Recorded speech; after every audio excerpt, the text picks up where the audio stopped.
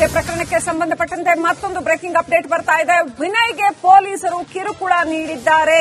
ವಿನಯ್ ಪರ ವಕೀಲ ನಿಶಾಂತ್ ಕುಶಾಲಪ್ಪ ಈ ಹೇಳಿಕೆಯನ್ನ ಕೊಟ್ಟಿದ್ದಾರೆ. ಅನಾವಶ್ಯಕವಾಗಿ ಒಂದು ಜೀವ ಬಲಿಯಾಗಿದೆ.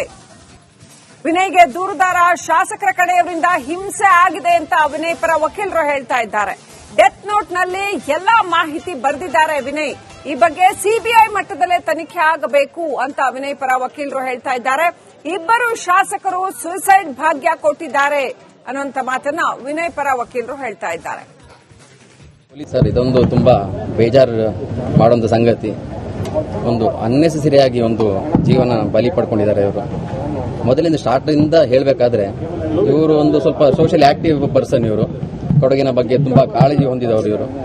ಅದಕ್ಕೆ ಒಂದು ಸೋಷಿಯಲ್ ಗ್ರೂಪ್ ಅಲ್ಲಿ ಇವರು ಅಡ್ಮಿನ್ ಕೂಡ ಆಗಿರ್ತಾರೆ. ಆದ್ರೆ ಒಂದು ವಾಟ್ಸ್ಆಪ್ ಮೆಸೇಜ್ ಬರ್ತದೆ, ಒಂದು ಫೋಟೋಗ್ರಾಫ್ ಆಗಿ, ಅದ್ರ ಮೇಲೆ ಒಂದು ಕಂಪ್ಲೇಂಟ್ ಆಗ್ತದೆ. ಇವ್ರ ಮೇಲೆ ಎಫ್ಐಆರ್ ಮಾಡ್ತಾರೆ. ಅಕ್ಯೂಸ್ ನಂಬರ್ 3 ಅಂತ ಇವ್ರು ಮಾಡ್ತಾರೆ, ಇವ್ರನ್ನ ಇಂಪ್ಲಿಕೇಟ್ ಮಾಡ್ತಾರೆ ಫಾಲ್ಸ್ಲಿ. ಅದ್ರ ಆದ್ಮೇಲೆ ಇವರಿಗೆ ಪೊಲೀಸ್ ಹ್ಯಾರಾಸ್ಮೆಂಟ್ ಏನ್ ಮಾಡ್ತಾರೆ, ಇವರು ನಮಗೆ ಎಫ್ಐಆರ್ ಕೊಡ್ತಾರೆ, ನಾವು ಸ್ಟೇ ಮಾಡ್ತೇವೆ. ಸ್ಟೇ ಆಗ್ತದೆ, ಅದು ಹೈಕೋರ್ಟ್ ಕೂಡ ಸ್ಟೇ ಮಾಡ್ತದೆ. ಫರ್ದರ್ ಇನ್ವೆಸ್ಟಿಗೇಷನ್ ಏನು ಮಾಡಬಾರ್ದು ಅಂತ ಹೇಳಿ ಆರ್ಡರ್ ಮಾಡ್ತಾರೆ ಹೈಕೋರ್ಟ್. ತದನಂತರದಲ್ಲಿಯೂ ಕೂಡ ಏನು ಇಬ್ಬರು MLAಗಳಿದ್ದಾರೆ, ಅವ್ರದ್ದು ಸಪೋರ್ಟರ್ಸ್ ಇದ್ದಾರೆ. ಆ ಎಫ್ಐಆರ್ ಅಲ್ಲಿ ಯಾರು ಕಂಪ್ಲೇಂಟ್ ಇದ್ದಾರೆ, ಎಫ್ಐಆರ್ ಸ್ಟೇ ಆದರೂ ಕೂಡ ಅವ್ರ ಮೇಲೆ ನಿರಂತರ ಹ್ಯಾರಾಸ್ಮೆಂಟ್. ಅವ್ರ ಮನೆಗೆ ಪೊಲೀಸ್ ಕಳಿಸುವಂತದ್ದು, ಸೋಷಿಯಲ್ ಮೀಡಿಯಾದಲ್ಲಿ ಬಾಯಿಗೆ ಬಂದಾಗಿ ಬೈಯುವಂತದ್ದು. ಅವ್ರನ್ನ ಎಫ್ಐಆರ್ ಸ್ಟೇ ಆದರೂ ಕೂಡ ಅವ್ರನ್ನ ಬಿಡುವುದಿಲ್ಲ. ಹ್ಯಾರಾಸ್ಮೆಂಟ್ ಕಂಟಿನ್ಯೂ ಆಗ್ತದೆ. 2-3 ತಿಂಗಳು ಹ್ಯಾರಾಸ್ಮೆಂಟ್ ಕಂಟಿನ್ಯೂ ಆಗಿ ಅದು ಸ್ಟೇ ಆದರೂ ಕೂಡ ಇವರು ನೆಕ್ಸ್ಟ್ ಏನ್ ಮಾಡ್ತಾರೆ, ಇವ್ರ ಮೇಲೆ ರೌಡಿ ಶೀಟರ್ ಒಂದು ಎಫ್ಐಆರ್ ಮಾತ್ರ ಆಗಿರುವಂತದ್ದು ಅವ್ರ ಮೇಲೆ, ಅದು ಕೂಡ ಸ್ಟೇ ಆಗಿರ್ತದೆ. ರೌಡಿ ಶೀಟರ್ ಓಪನ್ ಮಾಡಕ್ಕೆ ಇವರೆಲ್ಲ ಪ್ಲಾನ್ ಮಾಡ್ತಾರೆ. ಸರ್, ಇದೊಂದು ತುಂಬಾ ಬೇಜಾರು ಮಾಡುವಂತ ಸಂಗತಿ. ಒಂದು ಒಟ್ಟು ಇಡೀ ಪ್ರಕರಣ ಸಾಕಷ್ಟು ಅನುಮಾನಗಳನ್ನ ಹುಟ್ಟು ಹಾಕ್ತಾ ಇದೆ. ವಿನಯ್ ಸೋಮಯ್ಯ ಮೃತಪಟ್ಟಿರ್ತಕ್ಕಂಥದ್ದು ಸಾಕಷ್ಟು ಅನುಮಾನಗಳನ್ನ ಹುಟ್ಟು ಹಾಕ್ತಾ ಇದೆ. ಅವರು ಕೇಸ್ನ ಫೈಟ್ ಮಾಡ್ತಾ ಇದ್ರು. ಜೊತೆಗೆ ಈ ವಿನಯ್ ಸೋಮಯ್ಯಗೆ ಪೊಲೀಸರು ಸಿಕ್ಕಾಪಟ್ಟೆ ಕಿರುಕುಳ ನೀಡಿದ್ದಾರೆ ಅಂತ ಕೂಡ ಹೇಳಲಾಗ್ತಾ ಇದೆ. ಇನ್ನು ವಿನಯ್ ಪರ ವಕೀಲ ನಿಶಾಂತ್ ಕುಶಾಲಪ್ಪ ಕೊಟ್ಟಿರ್ತಕ್ಕಂಥ ಹೇಳಿಕೆ ನೋಡಿದ್ರೆ ಅನಾವಶ್ಯಕವಾಗಿ ಒಂದು ಜೀವ ಬಲಿಯಾಗಿದೆ, ಸಿಕ್ಕಾಪಟ್ಟೆ ಹಿಂಸೆ ಕೊಟ್ಟಿದ್ದಾರೆ ವಿನಯ್ಗೆ ಅನ್ನೋಂಥದ್ದನ್ನೆಲ್ಲ ಹೇಳ್ತಾ ಇದ್ದಾರೆ. ಅಷ್ಟೇ ಅಲ್ಲ, ಸಿಬಿಐ ಮಟ್ಟದಲ್ಲೇ ಇದು ತನಿಖೆ ಆಗಬೇಕು ಅಂತ. ಅಂದ್ರೆ ಅಂಥದ್ದೇನೋ ಇದೆ, ಅಂಥದ್ದು ಮಾಹಿತಿ ವಕೀಲರಿಗೆ ಗೊತ್ತಿದೆ ಅನ್ನೋಂಥದ್ದನ್ನ ಅವ್ರು ಎಕ್ಸ್ಪ್ರೆಸ್ ಮಾಡಿದ್ರು. ಈ ಬಗ್ಗೆ ಸಿಬಿಐ ಮಟ್ಟದಲ್ಲೇ ತನಿಖೆ ಆಗಬೇಕು ಅಂತ ಕೂಡ ಆಗ್ರಹಿಸಿದ್ರು. ಸೊ ಏನಿದೆ ಇಡೀ ಕೇಸ್ನಲ್ಲಿ ಅನ್ನುವಂತಹ ಅನುಮಾನಗಳು ಮೂಡ್ತಾ ಇದೆ. ಯಾಕೆ ಆತ್ಮಹತ್ಯೆ ಮಾಡ್ಕೊಳ್ಳೋ ಮಟ್ಟಕ್ಕೆ ಯಾಕೆ ಹೋದ್ರು ವಿನಯ್ ಸೋಮಯ್ಯ, ಬಿಜೆಪಿ ಕಾರ್ಯಕರ್ತ ಯಾಕೆ ಅಂತ ಒಂದು ಮಟ್ಟಕ್ಕೆ ಹೋದ್ರು? ಏನೇ ಇದ್ರೂ ಕೂಡ ಬಿಜೆಪಿಯಲ್ಲೇ ಹಿರಿಯ ನಾಯಕರುಗಳ ಸಹಾಯ ತಗೊಳ್ಬಹುದಾಗಿತ್ತು, ಅಥವಾ ಕಾನೂನು ತಜ್ಞರ ಸಹಾಯ ತಗೊಳ್ಬಹುದಾಗಿತ್ತು, ಸಪೋರ್ಟ್ ತಗೋಬಹುದಾಗಿತ್ತು. ಯಾಕೆ ಜೀವ ಕಳ್ಕೊಳ್ಳೋ ಹಂತಕ್ಕೆ ಹೋಯ್ತು ಇಡೀ ಪ್ರಕರಣ ಅನ್ನುವಂತಹ ಪ್ರಶ್ನೆ ಮಾತ್ರ ಹಾಗೆ ಉಳಿಯುತ್ತೆ.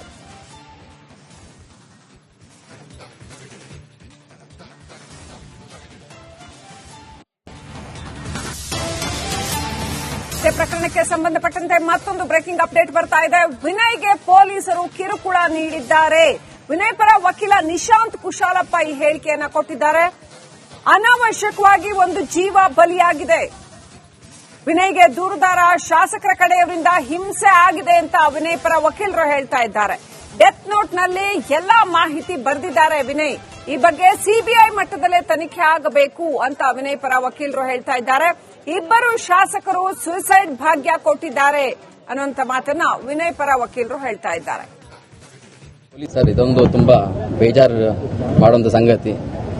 ಒಂದು ಅನ್ನೆಸೆಸರಿಯಾಗಿ ಒಂದು ಜೀವನ ಬಲಿ ಪಡ್ಕೊಂಡಿದ್ದಾರೆ ಇವರು. ಮೊದಲಿಂದ ಸ್ಟಾರ್ಟ್ ಇಂದ ಹೇಳಬೇಕಾದ್ರೆ ಇವರು ಒಂದು ಸ್ವಲ್ಪ ಸೋಷಿಯಲ್ ಆಕ್ಟಿವ್ ಪರ್ಸನ್. ಇವರು ಕೊಡಗಿನ ಬಗ್ಗೆ ತುಂಬಾ ಕಾಳಜಿ ಹೊಂದಿದವರು ಇವರು. ಅದಕ್ಕೆ ಒಂದು ಸೋಷಿಯಲ್ ಗ್ರೂಪ್ ಅಲ್ಲಿ ಇವರು ಅಡ್ಮಿನ್ ಕೂಡ ಆಗಿರ್ತಾರೆ. ಆದ್ರೆ ಒಂದು ವಾಟ್ಸ್ಆಪ್ ಮೆಸೇಜ್ ಬರ್ತದೆ, ಒಂದು ಫೋಟೋಗ್ರಾಫ್ ಆಗಿ, ಅದ್ರ ಮೇಲೆ ಒಂದು ಕಂಪ್ಲೇಂಟ್ ಆಗ್ತದೆ. ಇವ್ರ ಮೇಲೆ ಎಫ್ಐಆರ್ ಮಾಡ್ತಾರೆ. ಅಕ್ಯೂಸ್ ನಂಬರ್ 3 ಅಂತ ಇವ್ರು ಮಾಡ್ತಾರೆ, ಇವ್ರನ್ನ ಇಂಪ್ಲಿಕೇಟ್ ಮಾಡ್ತಾರೆ ಫಾಲ್ಸ್ಲಿ. ಅದ್ರ ಆದ್ಮೇಲೆ ಇವರಿಗೆ ಪೊಲೀಸ್ ಹ್ಯಾರಾಸ್ಮೆಂಟ್ ಏನ್ ಮಾಡ್ತಾರೆ, ಇವರು ನಮಗೆ ಎಫ್ಐಆರ್ ಕೊಡ್ತಾರೆ, ನಾವು ಸ್ಟೇ ಮಾಡ್ತೇವೆ. ಸ್ಟೇ ಆಗ್ತದೆ, ಅದು ಹೈಕೋರ್ಟ್ ಕೂಡ ಸ್ಟೇ ಮಾಡ್ತದೆ. ಫರ್ದರ್ ಇನ್ವೆಸ್ಟಿಗೇಷನ್ ಏನು ಮಾಡಬಾರ್ದು ಅಂತ ಹೇಳಿ ಆರ್ಡರ್ ಮಾಡ್ತಾರೆ ಹೈಕೋರ್ಟ್.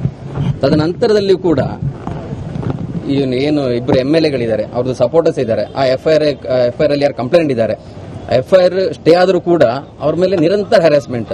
ಅವ್ರ ಮನೆಗೆ ಪೊಲೀಸ್ ಕಳಿಸುವಂತದ್ದು, ಸೋಷಿಯಲ್ ಮೀಡಿಯಾದಲ್ಲಿ ಬಾಯಿಗೆ ಬಂದಾಗಿ ಬೈಯುವಂತದ್ದು. ಅವ್ರನ್ನ ಎಫ್ಐಆರ್ ಸ್ಟೇ ಆದರೂ ಕೂಡ ಅವ್ರನ್ನ ಬಿಡುವುದಿಲ್ಲ. ಹ್ಯಾರಾಸ್ಮೆಂಟ್ ಕಂಟಿನ್ಯೂ ಆಗ್ತದೆ. 2-3 ತಿಂಗಳು ಹ್ಯಾರಾಸ್ಮೆಂಟ್ ಕಂಟಿನ್ಯೂ ಆಗಿ ಅದು ಸ್ಟೇ ಆದರೂ ಕೂಡ ಇವರು ನೆಕ್ಸ್ಟ್ ಏನ್ ಮಾಡ್ತಾರೆ, ಇವ್ರ ಮೇಲೆ ರೌಡಿ ಶೀಟರ್ ಒಂದು ಎಫ್ಐಆರ್ ಮಾತ್ರ ಆಗಿರುವಂತದ್ದು ಅವ್ರ ಮೇಲೆ, ಅದು ಕೂಡ ಸ್ಟೇ ಆಗಿರ್ತದೆ. ರೌಡಿ ಶೀಟರ್ ಓಪನ್ ಮಾಡಕ್ಕೆ ಇವರೆಲ್ಲ ಪ್ಲಾನ್ ಮಾಡ್ತಾರೆ. ಸರ್, ಇದೊಂದು ತುಂಬಾ ಬೇಜಾರು ಮಾಡುವಂತ ಸಂಗತಿ. ಒಂದು ಒಟ್ಟು ಇಡೀ ಪ್ರಕರಣ ಸಾಕಷ್ಟು ಅನುಮಾನಗಳನ್ನ ಹುಟ್ಟು ಹಾಕ್ತಾ ಇದೆ. ವಿನಯ್ ಸೋಮಯ್ಯ ಮೃತಪಟ್ಟಿರ್ತಕ್ಕಂಥದ್ದು ಸಾಕಷ್ಟು ಅನುಮಾನಗಳನ್ನ ಹುಟ್ಟು ಹಾಕ್ತಾ ಇದೆ. ಅವರು ಕೇಸ್ನ ಫೈಟ್ ಮಾಡ್ತಾ ಇದ್ರು. ಜೊತೆಗೆ ಈ ವಿನಯ್ ಸೋಮಯ್ಯಗೆ ಪೊಲೀಸರು ಸಿಕ್ಕಾಪಟ್ಟೆ ಕಿರುಕುಳ ನೀಡಿದ್ದಾರೆ ಅಂತ ಕೂಡ ಹೇಳಲಾಗ್ತಾ ಇದೆ. ಇನ್ನು ವಿನಯ್ ಪರ ವಕೀಲ ನಿಶಾಂತ್ ಕುಶಾಲಪ್ಪ ಕೊಟ್ಟಿರ್ತಕ್ಕಂಥ ಹೇಳಿಕೆ ನೋಡಿದ್ರೆ ಅನಾವಶ್ಯಕವಾಗಿ ಒಂದು ಜೀವ ಬಲಿಯಾಗಿದೆ, ಸಿಕ್ಕಾಪಟ್ಟೆ ಹಿಂಸೆ ಕೊಟ್ಟಿದ್ದಾರೆ ವಿನಯ್ಗೆ ಅನ್ನೋಂಥದ್ದನ್ನೆಲ್ಲ ಹೇಳ್ತಾ ಇದ್ದಾರೆ. ಅಷ್ಟೇ ಅಲ್ಲ, ಸಿಬಿಐ ಮಟ್ಟದಲ್ಲೇ ಇದು ತನಿಖೆ ಆಗಬೇಕು ಅಂತ ಅಂದ್ರೆ ಅಂಥದ್ದೇನೋ ಇದೆ, ಅಂಥದ್ದು ಮಾಹಿತಿ ವಕೀಲರಿಗೆ ಗೊತ್ತಿದೆ ಅನ್ನೋಂಥದ್ದನ್ನ ಅವ್ರು ಎಕ್ಸ್ಪ್ರೆಸ್ ಮಾಡಿದ್ರು. ಈ ಬಗ್ಗೆ ಸಿಬಿಐ ಮಟ್ಟದಲ್ಲೇ ತನಿಖೆ ಆಗಬೇಕು ಅಂತ ಕೂಡ ಆಗ್ರಹಿಸಿದ್ರು. ಸೊ ಏನಿದೆ ಇಡೀ ಕೇಸ್ನಲ್ಲಿ ಅನ್ನುವಂತಹ ಅನುಮಾನಗಳು ಮೂಡ್ತಾ ಇದೆ. ಯಾಕೆ ಆತ್ಮಹತ್ಯೆ ಮಾಡ್ಕೊಳ್ಳೋ ಮಟ್ಟಕ್ಕೆ ಯಾಕೆ ಹೋದ್ರು ವಿನಯ್ ಸೋಮಯ್ಯ, ಬಿಜೆಪಿ ಕಾರ್ಯಕರ್ತ ಯಾಕೆ ಅಂತ ಒಂದು ಮಟ್ಟಕ್ಕೆ ಹೋದ್ರು?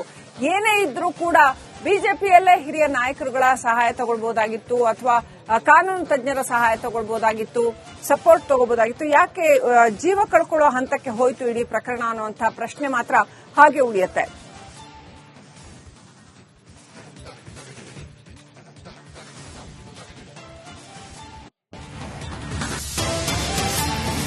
ಪ್ರಕರಣಕ್ಕೆ ಸಂಬಂಧಪಟ್ಟಂತೆ ಮತ್ತೊಂದು ಬ್ರೇಕಿಂಗ್ ಅಪ್ಡೇಟ್ ಬರ್ತಾ ಇದೆ. ವಿನಯ್ಗೆ ಪೊಲೀಸರು ಕಿರುಕುಳ ನೀಡಿದ್ದಾರೆ.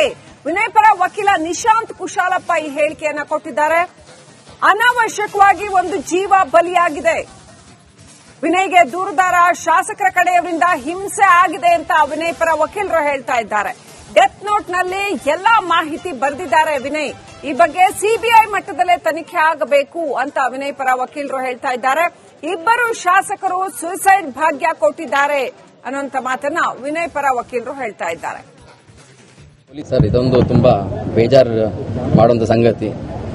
ಒಂದು ಅನ್ನೆಸೆಸರಿಯಾಗಿ ಒಂದು ಜೀವನ ಬಲಿ ಪಡ್ಕೊಂಡಿದ್ದಾರೆ ಇವರು. ಮೊದಲಿಂದ ಸ್ಟಾರ್ಟ್ ಇಂದ ಹೇಳಬೇಕಾದ್ರೆ ಇವರು ಒಂದು ಸ್ವಲ್ಪ ಸೋಷಿಯಲ್ ಆಕ್ಟಿವ್ ಪರ್ಸನ್. ಇವರು ಕೊಡಗಿನ ಬಗ್ಗೆ ತುಂಬಾ ಕಾಳಜಿ ಹೊಂದಿದವರು ಇವರು. ಅದಕ್ಕೆ ಒಂದು ಸೋಷಿಯಲ್ ಗ್ರೂಪ್ ಅಲ್ಲಿ ಇವರು ಅಡ್ಮಿನ್ ಕೂಡ ಆಗಿರ್ತಾರೆ. ಆದ್ರೆ ಒಂದು ವಾಟ್ಸ್ಆಪ್ ಮೆಸೇಜ್ ಬರ್ತದೆ, ಒಂದು ಫೋಟೋಗ್ರಾಫ್ ಆಗಿ, ಅದ್ರ ಮೇಲೆ ಒಂದು ಕಂಪ್ಲೇಂಟ್ ಆಗ್ತದೆ. ಇವ್ರ ಮೇಲೆ ಎಫ್ಐಆರ್ ಮಾಡ್ತಾರೆ. ಅಕ್ಯೂಸ್ ನಂಬರ್ 3 ಅಂತ ಇವ್ರು ಮಾಡ್ತಾರೆ, ಇವ್ರನ್ನ ಇಂಪ್ಲಿಕೇಟ್ ಮಾಡ್ತಾರೆ ಫಾಲ್ಸ್ಲಿ. ಅದನ್ನು ಆದ್ಮೇಲೆ ಇವರಿಗೆ ಪೊಲೀಸ್ ಹ್ಯಾರಾಸ್ಮೆಂಟ್ ಏನ್ ಮಾಡ್ತಾರೆ, ಇವರು ನಮಗೆ ಎಫ್ಐಆರ್ ಕೊಡ್ತಾರೆ, ನಾವು ಸ್ಟೇ ಮಾಡ್ತೇವೆ, ಸ್ಟೇ ಆಗ್ತದೆ. ಅದು ಹೈಕೋರ್ಟ್ ಕೂಡ ಸ್ಟೇ ಮಾಡ್ತದೆ. ಫರ್ದರ್ ಇನ್ವೆಸ್ಟಿಗೇಷನ್ ಏನು ಮಾಡಬಾರ್ದು ಅಂತ ಹೇಳಿ ಆರ್ಡರ್ ಮಾಡ್ತಾರೆ ಹೈಕೋರ್ಟ್. ತದನಂತರದಲ್ಲಿಯೂ ಕೂಡ ಏನು ಇಬ್ಬರು MLAಗಳಿದ್ದಾರೆ, ಅವ್ರದ್ದು ಸಪೋರ್ಟರ್ಸ್ ಇದ್ದಾರೆ. ಆ ಎಫ್ಐಆರ್ ಅಲ್ಲಿ ಯಾರು ಕಂಪ್ಲೇಂಟ್ ಇದ್ದಾರೆ, ಎಫ್ಐಆರ್ ಸ್ಟೇ ಆದರೂ ಕೂಡ ಅವ್ರ ಮೇಲೆ ನಿರಂತರ ಹ್ಯಾರಾಸ್ಮೆಂಟ್. ಅವ್ರ ಮನೆಗೆ ಪೊಲೀಸ್ ಕಳಿಸುವಂತದ್ದು, ಸೋಷಿಯಲ್ ಮೀಡಿಯಾದಲ್ಲಿ ಬಾಯಿಗೆ ಬಂದಾಗಿ ಬೈಯುವಂತದ್ದು. ಅವ್ರನ್ನ ಎಫ್ಐಆರ್ ಸ್ಟೇ ಆದರೂ ಕೂಡ ಅವ್ರನ್ನ ಬಿಡುವುದಿಲ್ಲ. ಹ್ಯಾರಾಸ್ಮೆಂಟ್ ಕಂಟಿನ್ಯೂ ಆಗ್ತದೆ. 2-3 ತಿಂಗಳು ಹ್ಯಾರಾಸ್ಮೆಂಟ್ ಕಂಟಿನ್ಯೂ ಆಗಿ ಅದು ಸ್ಟೇ ಆದರೂ ಕೂಡ ಇವರು ನೆಕ್ಸ್ಟ್ ಏನ್ ಮಾಡ್ತಾರೆ, ಇವ್ರ ಮೇಲೆ ರೌಡಿ ಶೀಟರ್ ಒಂದು ಎಫ್ಐಆರ್ ಮಾತ್ರ ಆಗಿರುವಂತದ್ದು ಅವ್ರ ಮೇಲೆ, ಅದು ಕೂಡ ಸ್ಟೇ ಆಗಿರ್ತದೆ. ರೌಡಿ ಶೀಟರ್ ಓಪನ್ ಮಾಡಕ್ಕೆ ಇವರೆಲ್ಲ ಪ್ಲಾನ್ ಮಾಡ್ತಾರೆ. ಸರ್, ಇದೊಂದು ತುಂಬಾ ಬೇಜಾರು ಮಾಡುವಂತ ಸಂಗತಿ. ಒಂದು ಒಟ್ಟು ಇಡೀ ಪ್ರಕರಣ ಸಾಕಷ್ಟು ಅನುಮಾನಗಳನ್ನ ಹುಟ್ಟು ಹಾಕ್ತಾ ಇದೆ. ವಿನಯ್ ಸೋಮಯ್ಯ ಮೃತಪಟ್ಟಿರ್ತಕ್ಕಂಥದ್ದು ಸಾಕಷ್ಟು ಅನುಮಾನಗಳನ್ನ ಹುಟ್ಟು ಹಾಕ್ತಾ ಇದೆ. ಅವರು ಕೇಸ್ನ ಫೈಟ್ ಮಾಡ್ತಾ ಇದ್ರು.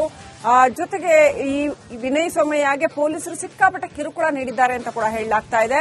ಇನ್ನು ವಿನಯ್ ಪರ ವಕೀಲ ನಿಶಾಂತ್ ಕುಶಾಲಪ್ಪ ಕೊಟ್ಟಿರ್ತಕ್ಕಂಥ ಹೇಳಿಕೆ ನೋಡಿದ್ರೆ ಅನಾವಶ್ಯಕವಾಗಿ ಒಂದು ಜೀವ ಬಲಿಯಾಗಿದೆ, ಸಿಕ್ಕಾಪಟ್ಟೆ ಹಿಂಸೆ ಕೊಟ್ಟಿದ್ದಾರೆ ವಿನಯ್ಗೆ ಅನ್ನೋಂಥದ್ದನ್ನೆಲ್ಲ ಹೇಳ್ತಾ ಇದ್ದಾರೆ. ಅಷ್ಟೇ ಅಲ್ಲ, ಸಿಬಿಐ ಮಟ್ಟದಲ್ಲೇ ಇದು ತನಿಖೆ ಆಗಬೇಕು ಅಂತ ಅಂದ್ರೆ ಅಂಥದ್ದೇನೋ ಇದೆ, ಅಂಥದ್ದು ಮಾಹಿತಿ ವಕೀಲರಿಗೆ ಗೊತ್ತಿದೆ ಅನ್ನೋಂಥದ್ದನ್ನ ಅವ್ರು ಎಕ್ಸ್ಪ್ರೆಸ್ ಮಾಡಿದ್ರು.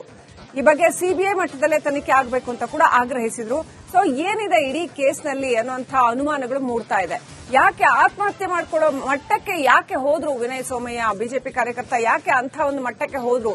ಏನೇ ಇದ್ರೂ ಕೂಡ ಬಿಜೆಪಿಯಲ್ಲೇ ಹಿರಿಯ ನಾಯಕರುಗಳ ಸಹಾಯ ತಗೊಳ್ಬಹುದಾಗಿತ್ತು, ಅಥವಾ ಕಾನೂನು ತಜ್ಞರ ಸಹಾಯ ತಗೊಳ್ಬಹುದಾಗಿತ್ತು, ಸಪೋರ್ಟ್ ತಗೋಬಹುದಾಗಿತ್ತು. ಯಾಕೆ ಜೀವ ಕಳ್ಕೊಳ್ಳೋ ಹಂತಕ್ಕೆ ಹೋಯ್ತು ಇಡೀ ಪ್ರಕರಣ ಅನ್ನುವಂತಹ ಪ್ರಶ್ನೆ ಮಾತ್ರ ಹಾಗೆ ಉಳಿಯುತ್ತೆ.